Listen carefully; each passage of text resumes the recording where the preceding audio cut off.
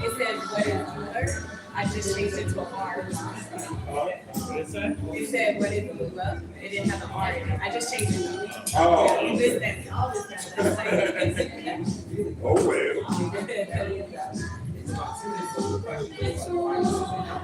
You feel it? It's better. It's not hitting me. You gotta get another picture.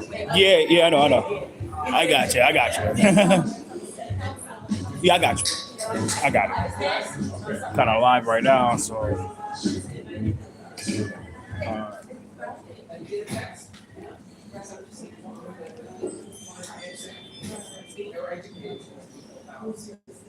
Testing 1, 2.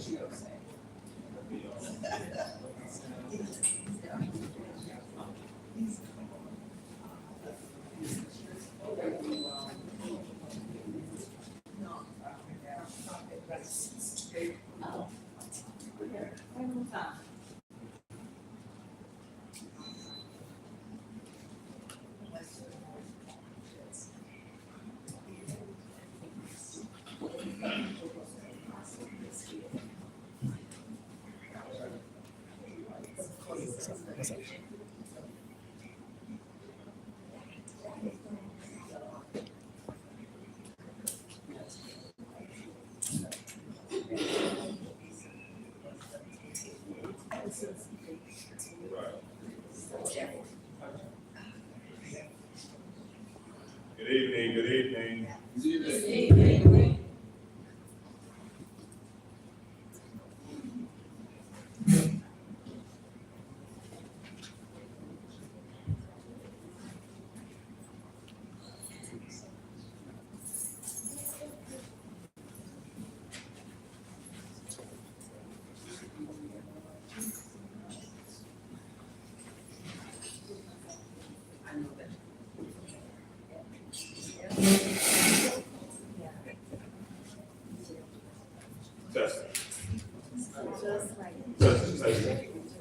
Testing 1, 2, 1, 2. Testing.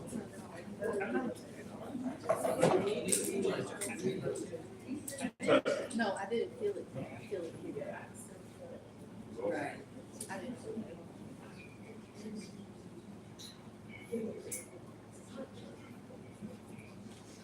Check. 1, 2, 3. Check. Check.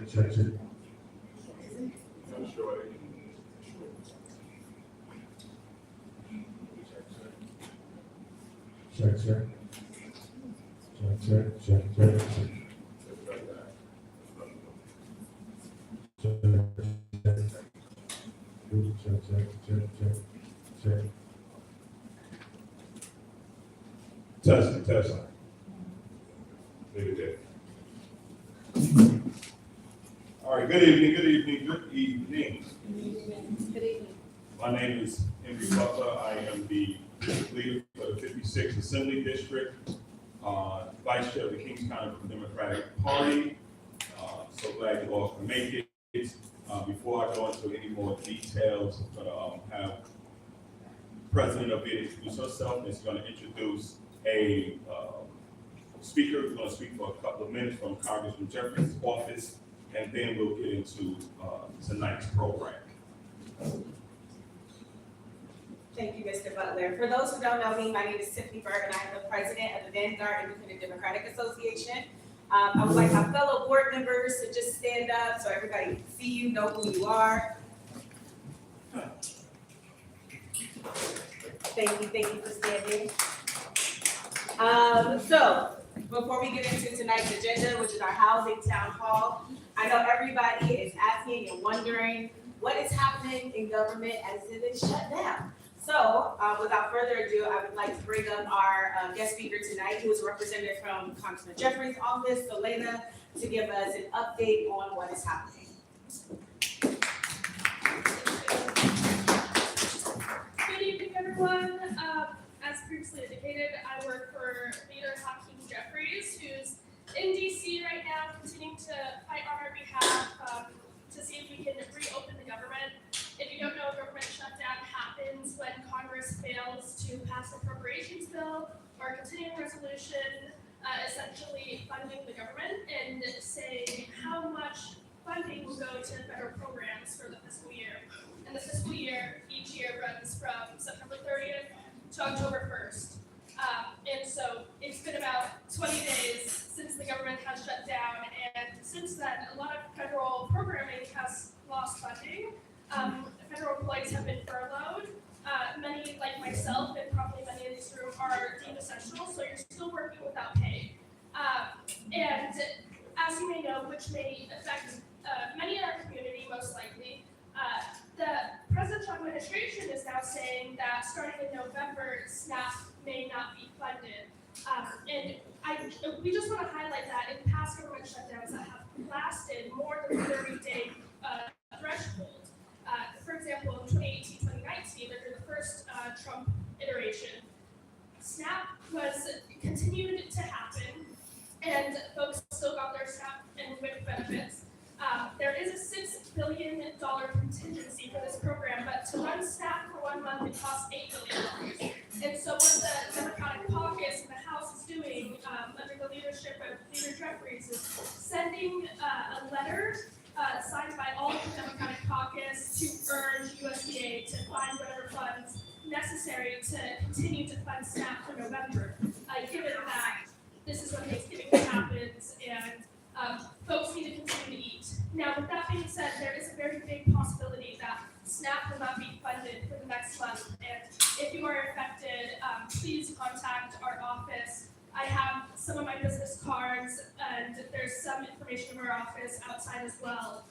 We're more than happy to answer your questions on if you are impacted by food scarcity in any way, to see where we can direct you to any resources. I also just want to add that Medicaid and Medicare during this time will be directly affected by the shutdown. However, because of the big ugly bill that was passed this past March, that cuts are going to continue to happen to those programs because of that. But I don't want to use too much time, so I'm going to yield the rest of my time and take a couple questions. Any questions? Any questions? Telephone number is 718-237-2211. Thank you, guys. Thank you, Selena.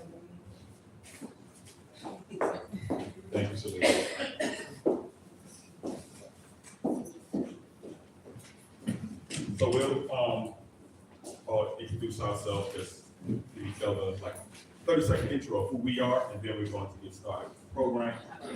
You already introduced yourself, Yes. so let's give it to my co-leader. Hello, my name is Kanisha China Cooper. I'm the business assistant female distributor. I'm also one of the vice chairs for the New York State Democratic Party. And freshman, I am the manager of external affairs for OBH Hospitals, which is my group of health, covering Interfaith, Hotel, and Kingsworth Hospital. Thank you, co-leader. So,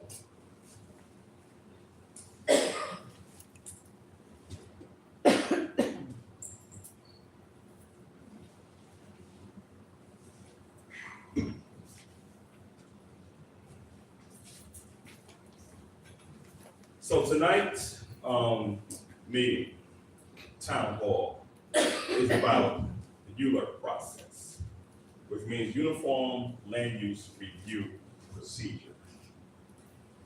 We decided to do this because we realized people do not understand how development takes place in their district.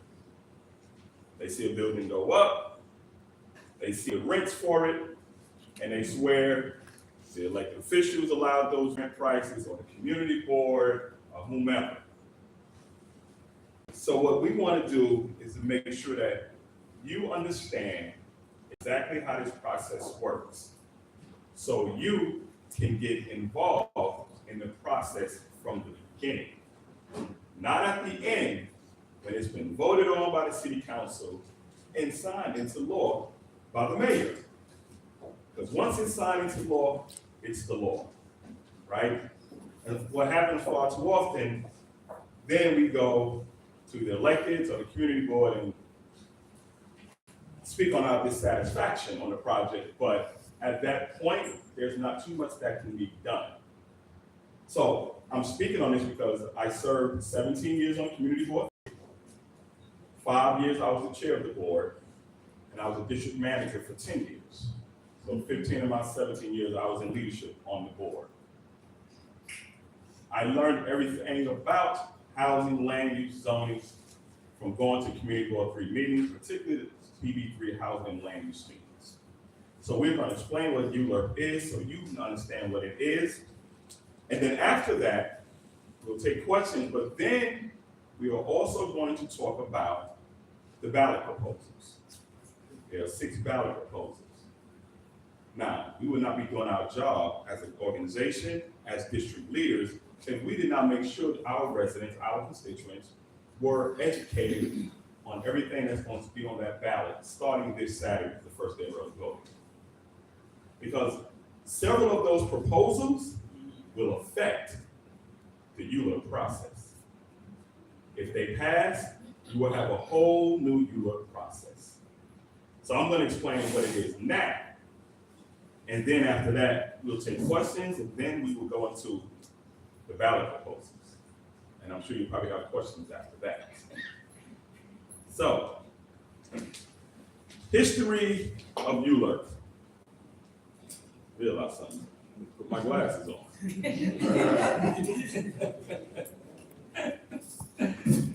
I could do it without it. So, this is going to be brief.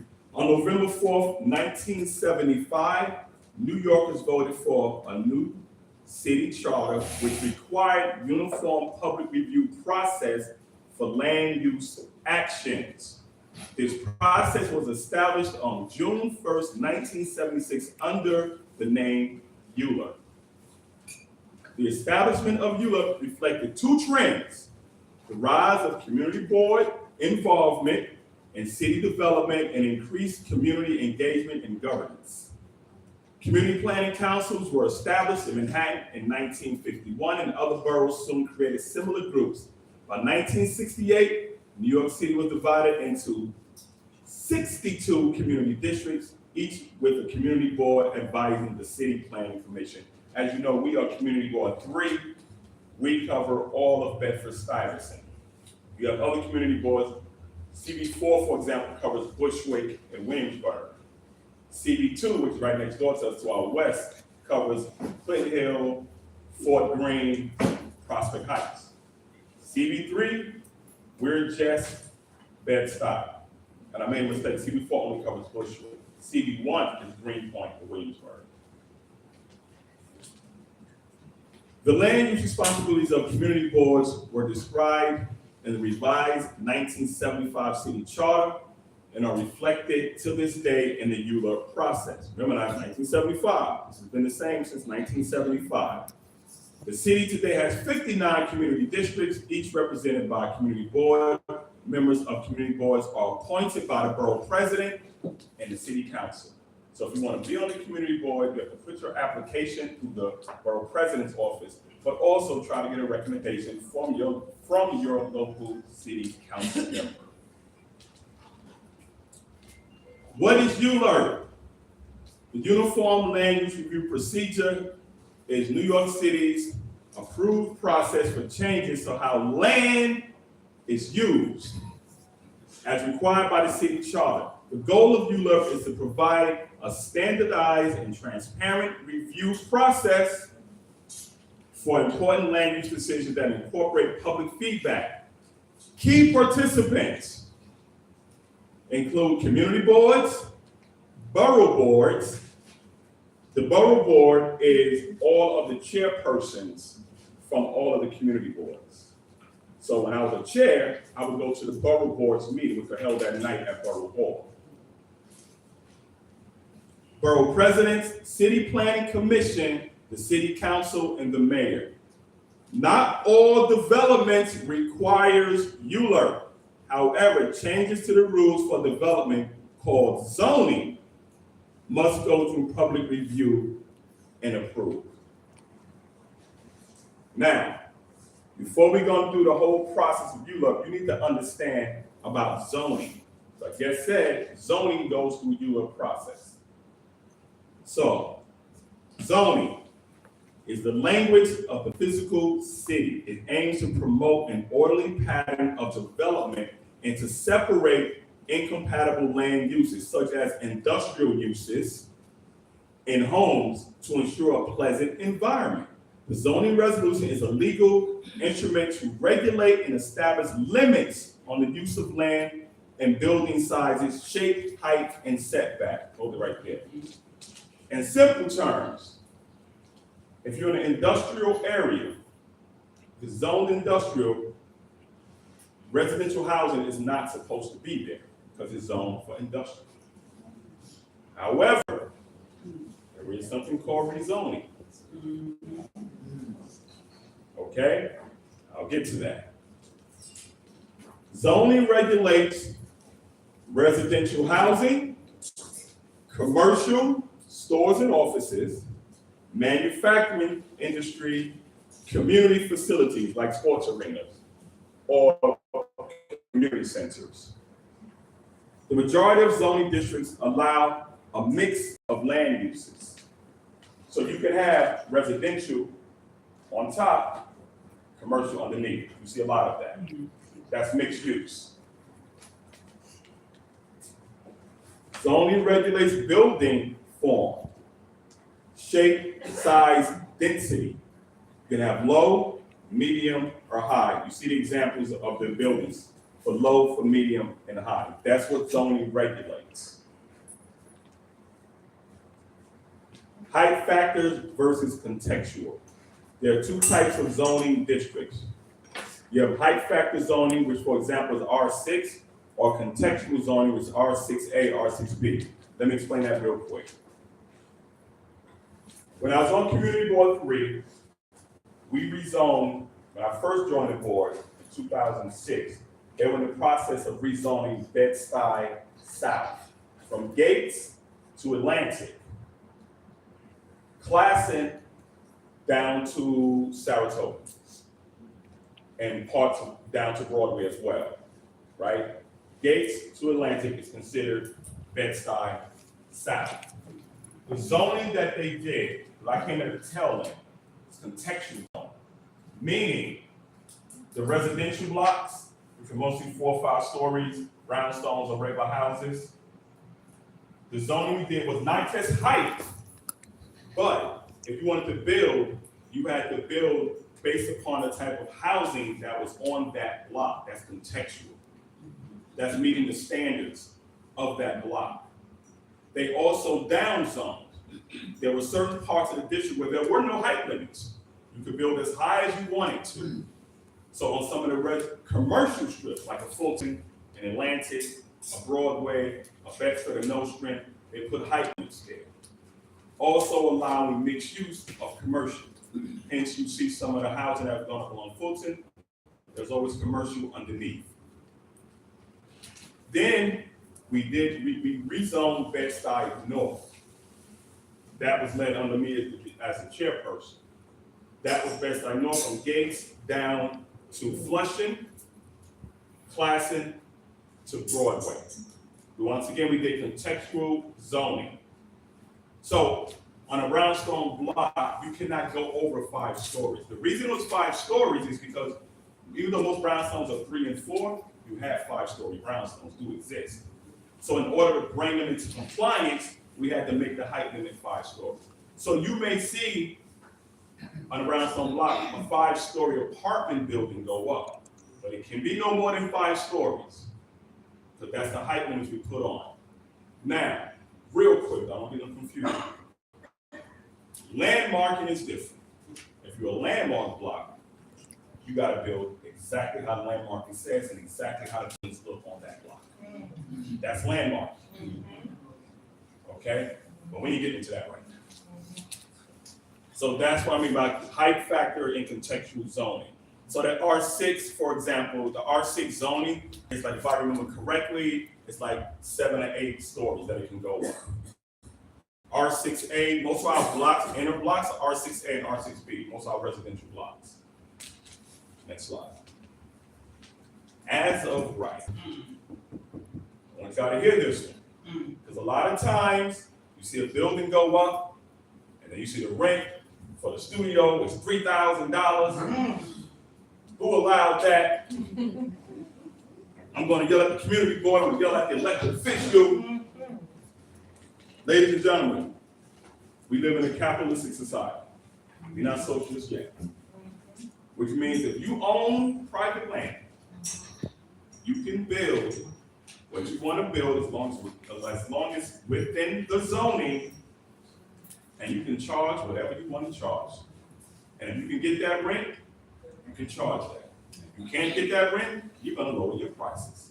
You see a lot of these buildings downtown Brooklyn are empty.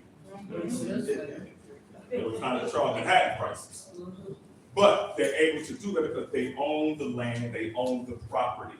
They just have to build within the zoning. So if the zoning says 10 stories, you got to build 10 stories, unless you're trying to get a rezoning done. But they can charge whatever you want to charge for. Some of you who may own the brownstones or have 3 families, same thing. Unless you're part of a rent control apartment, you can charge rent stabilized, you can charge whatever you want to charge on your apartment. No different. If I own a big property, I want to build a 10-story building with 60 apartments, I can charge what I want to charge. It's called capitalism. We're not socialists here. I'm gonna get your question. Let me keep my politics out. But as of right development is when a private owner of a site elects to build within the existing zoning laws. It is considered to be as of right development. So you have a lot of as of right development. It's private land. Unless that developer wants to build differently than what the required zoning is. Now, if they go for a rezoning, then they have to go through the Ulurp process, which we're going to get to. Next slide. Okay. How the Ulurp process. Anyone can apply for zoning changes. Applicants often include property owners, community groups, or the city. Department of City Planning encourages early public engagement. That's who really regulates and controls this process. It's the New York City Department of City Planning. You can go to their website, you can see all the projects that are happening right now. And you can break it down by your community board district. Step 1, the City Planning Commission certification begins the 7th-month Ulurp timeline once an application is certified. Now, CB3, how we do it, we don't wait till the application is certified by City Planning. When I was a district manager or the chair, notices would come in saying this developer is interested in this land, city land, or they're interested in doing a rezoning on private land. It hasn't been certified by City Planning yet. We then, right away, will request a meeting with them. Bring it before the Housing and Land Use. It's before certification, because once it's certified, then we're on the clock. You're gonna see what I'm talking about. We would always see them before it got certified. And at least 2 or 3 times, we would see them. They would come to the Housing and Land Use Committee meeting. Community Board 3. That's where you learn everything that's going on in your neighborhood. It's your community board meetings.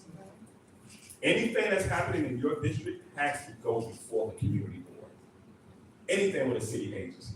whether it's in the park, new roadway, new development, goes before the community board. So, but once it's certified, step 2, community board review period. And that says 60 days, public hearing and advisory votes. Advisory votes. Let me say it again. Advisory votes. That is what the community board vote is. It's advisory. It's not final. So if the community board votes no, that doesn't mean the project's not going to happen. It's advisory. City charter, our vote is advisory. Now, during this period though, we are having communications with our local elected officials about where we stand on a particular project, what are we looking to do with it, negotiation. They may want 8, we may say 7. They may want to do 21 bedrooms, you say no, we want to do 15 bedrooms, give us more two bedrooms or 3 bedrooms. This is what's happening between the community board and the developer. Before it's certified, because once it's certified, now we got 60 days to have a public hearing. So we're going back and forth, we're letting elected officials know this is how we feel about this particular project. Particularly the council member, your council member has the power when it comes to the Ulurp process. I'm gonna get to that. Step 3, so once we got 60 days to do the public hearing, we'll do our vote. Our Housing and Land Committee chair will give a recommendation. They say we recommend we vote be in favor, then the full board will then vote, then we're done. When I say done, community board is done. And it goes to the borough president, who has 30 days. The borough president can suggest modification, application advances regardless of the recommendation. So even the borough president doesn't have the power to stop. The borough president can make recommendations, so we communicate with the borough president also. The borough president makes recommendation. The borough president, no borough president can stop it during the Ulurp process. That's their authority, that's their power to make recommendations. So hopefully they have a good relationship with the working council member, and then they can work on it together with the recommendations. Next slide, please. Step 4, City Planning Commission review, holds a hearing, and votes. They hold a hearing. I've been to these hearings, City Planning Commissioners. It's about 8, 9 of them. Developer presents, people get to speak. We say what we feel we need to say about the project. And then they hold the votes. If they vote no on the project ends right there. See what it says that? No vote ends the process. That's city council. No, that's the City Planning Commission. Department of City Planning, that's the commissioners. So you have the Department of City Planning, then you have the City Planning Commissioners. It's about 8, 9 of them. And they are appointed by the mayor and I think the borough presidents. Don't quote me on that part. But the city planning commissioners vote. If they vote no, the project ends.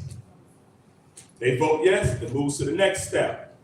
The city council review period, 50 days.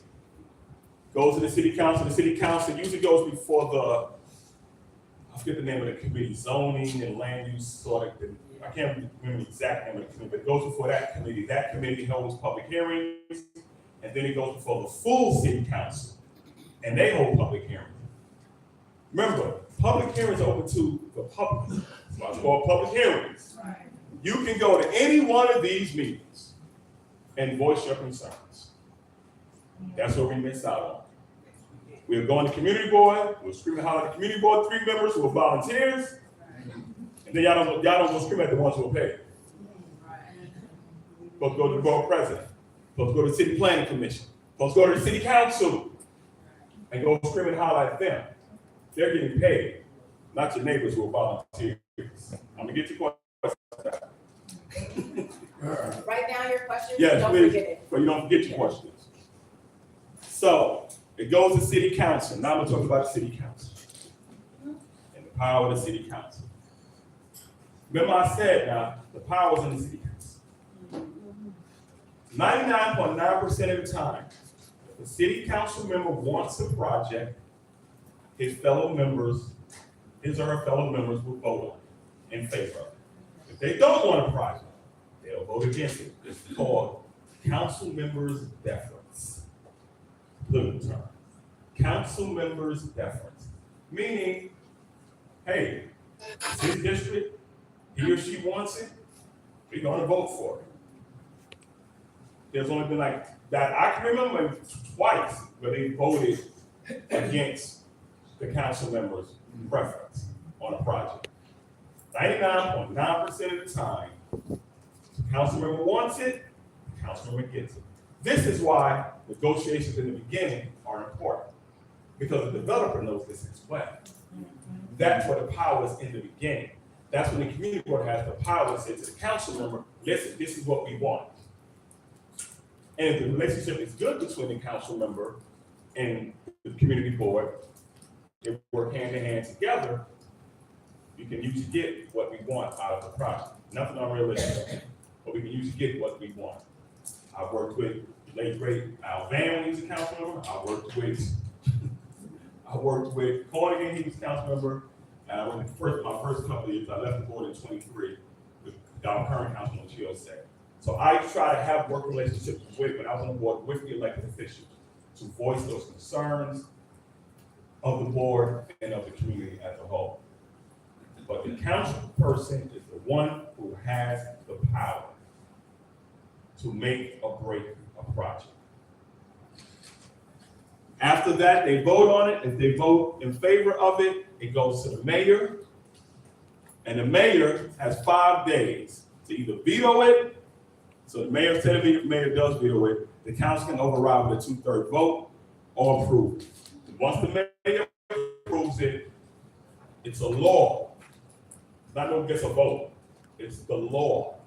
Meaning that whatever was voted on in that project, the height, the density, the income range, the price range, that's what has to be done on that project. Now it's in the law. And that's the Ulurp process. Your power is in the beginning of that Ulurp process. You can go to every public hearing, but your power is in the beginning. When it's before the community board. If you are going to housing and land use committee meetings, you will see projects that are coming. You're gonna see them in advance. You will be in those committee meetings with the developer, with the Department of City Planning, or if it's HPD. So HPD is gonna be there because it's city land. Most 99% of city land is controlled by HPD, Housing Preservation and Development. Okay? Now, we can take questions. Questions, people, please, no speeches. We're gonna do questions. All right, I'm gonna start with you. Thank you. You said something like if it's on a landmark block, it's not supposed, what if the block is landmarked and it's still getting built? Look high up, higher than the brownstones on a landmark block. So, if it's a landmark block, you can build on a landmark block, right? When it goes, and Department of City Planning are not the ones who deal with that LPC, Landmark Preservation Commission. That's the CH that deals with that. They will determine how close, or how much they want you to build based upon the look of the buildings that are landmarked on that block. You don't have to build exactly 3-story, 4-story brown, so it doesn't have to be a brown stone. I'll give you an example. The corner of Lewis, is it Bainbridge? Johnson. Right, across from the park. It's landmark. And that came before the board. You still on the board then? It It came before the board. There were a lot of parts of that development we objected to. We submitted our objections to LPC, and they ignored most of them, and they voted on the project the way it's looking now. But as far as height, it's not, I think that's what 3-4 stories that building? Yeah, 15. No, we're talking about two different spots. No, over there. I'm talking about, what I'm talking about is Lewis and Chauncey. That's an example of an empty lot on a landmark block that came before us.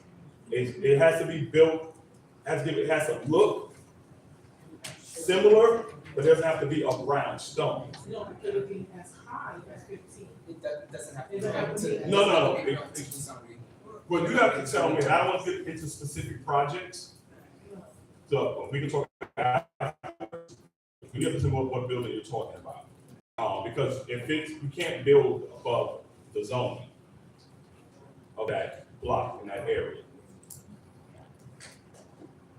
Okay, Johnson. I think, are you referring to the building on Fulton, right off of Marcus Harvey Boulevard, that building that's very, very high? Is that the building that you? So we're not gonna do, not specific block. Okay. Give me a question. Okay, my question is this: if in fact the landmark committee or the community board has been advised you in terms of the buildings that are being built, if the landmark, the community board, let's say, voted it down, then it goes to the borough president. Let's say, for argument's sake, he voted it down, or she. Then it goes to, you said, the city council, Part of the city plan. city planning. The city planning said, yes, we're gonna let it go. Now it's gonna go to the, New York City Council. right, okay. The point I'm leading up to is this: at what point can the public be notified about these particular projects going on? Even if the community board, let's say, voted it down, but the public still want to be heard. The community residents still want to be heard in regards to that project. How can the community be notified so that they can make these public hearings? So,